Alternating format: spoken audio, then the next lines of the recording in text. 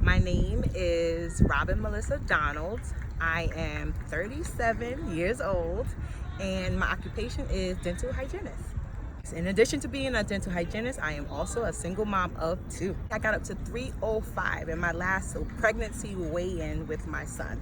So a lot of people say, oh, you were pregnant, so it's okay. But I can't blame that all on him. He came out 8 pounds, so it was the rest of that weight. Honestly, I was tired of being fat. My sister actually said she was doing a challenge. And if you know me and pretty much anybody in my family, we love competition. So I was like, I want to join. I pretty much cut out the majority of carbs, including fruit.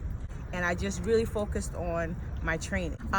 So in the beginning, yeah, I lost a few, but I lost in total, so far, 75 pounds. So I incorporated strength training, which is lifting weights with my workouts and making sure that I do this fit camps where I included other people, which helped me to stay accountable for my workouts. Well, it's a couple of things. First of all, who likes working out on their own? I know I don't. In fact, that was one of the things that I really wanted from the beginning, was to have a workout partner. I love when I'm looking online and I see like couples working out together or best friends. I think that is so awesome. So that was one thing. Another thing is I might have a little IG addiction. So I was always posting. I was posting pictures and I had a before and after pictures, because the minute you start losing weight and you start seeing it, other people start seeing it, and I wasn't buying new clothes at first, so I would put on the same thing and I would put those pictures side by side.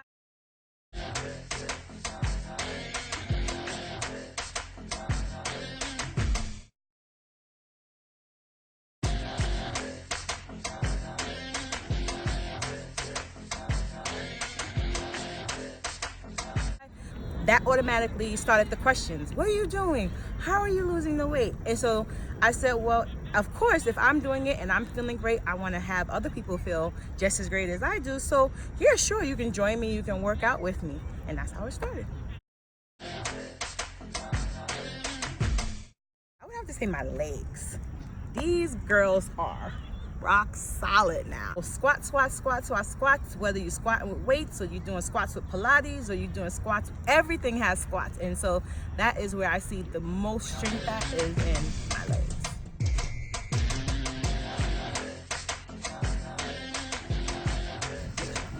All the way.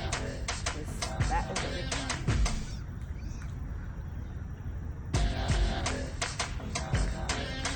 Pushing your knees back so that they don't go over your toes, and keeping your chest up.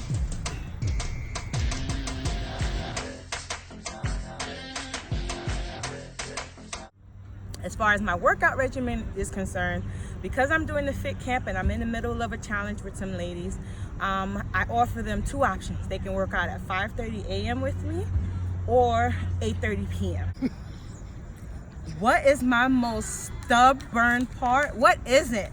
I don't know if anyone has had a significant amount of weight to lose. Everything feels stubborn in the beginning. Inner thigh, the belly, back fat is your nemesis.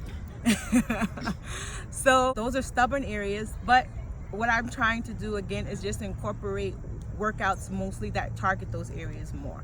Switching it up to make sure that in every workout I can target an area that I feel like is my problem area. What is my motivation when I'm tired? I would say 2 things. The fit camp with a group of people again helps, because this morning I'm laying in my bed exhausted.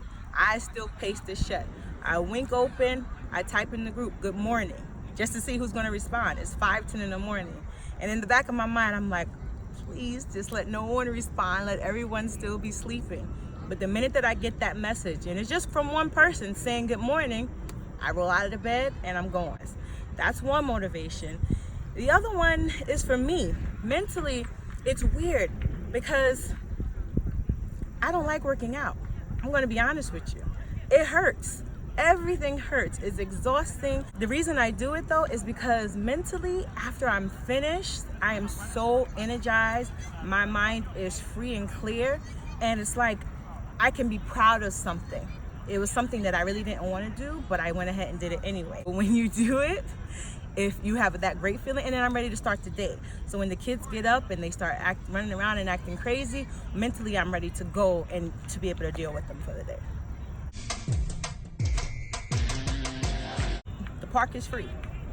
You don't have to pay for this. The app that I use to sign for my fit camps is free. You know what it is going to cost you though is your time. And that's what I find that a lot of people don't realize that they have to sacrifice. You have to sacrifice the time. In the morning when the bed is feeling really good, you gotta get up and get out of it and sacrifice 30 minutes.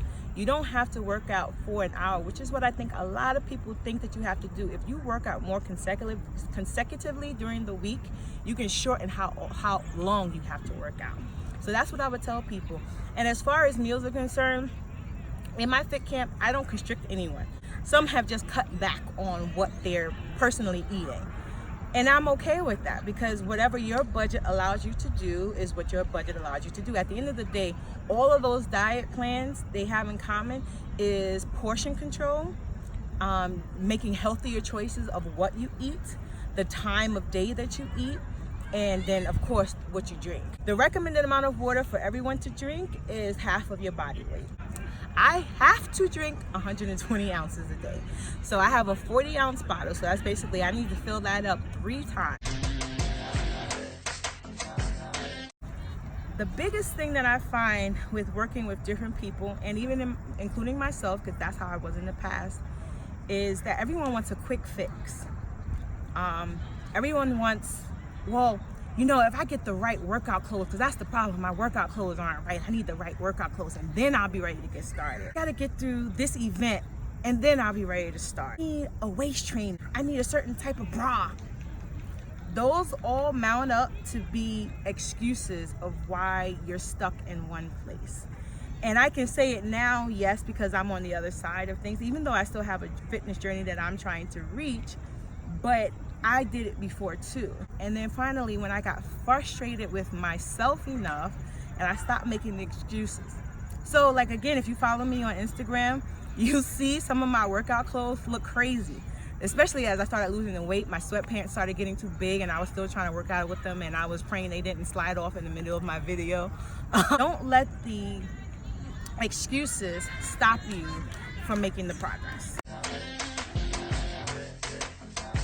There were times where mentally I was exhausted because I was trying my best to tell myself that I didn't need the ice cream, or I didn't need this drink, or whatever it was that I was craving. So in my mind, it was saying that my body was saying I needed it, but it was just that I wanted it. I wanted that comfort food. And it's a fight within myself to tell myself that I don't need it. It's what I want. And so now I had to tell myself, want something else. What do you want for yourself? Do you want to worry about diabetes? Do you want to worry about having a sore back? Do you want to worry about having bad knees? And those are things that I find, especially in the African American community, we suffer a lot from. And it's because of our poor diet. It doesn't have to be that way.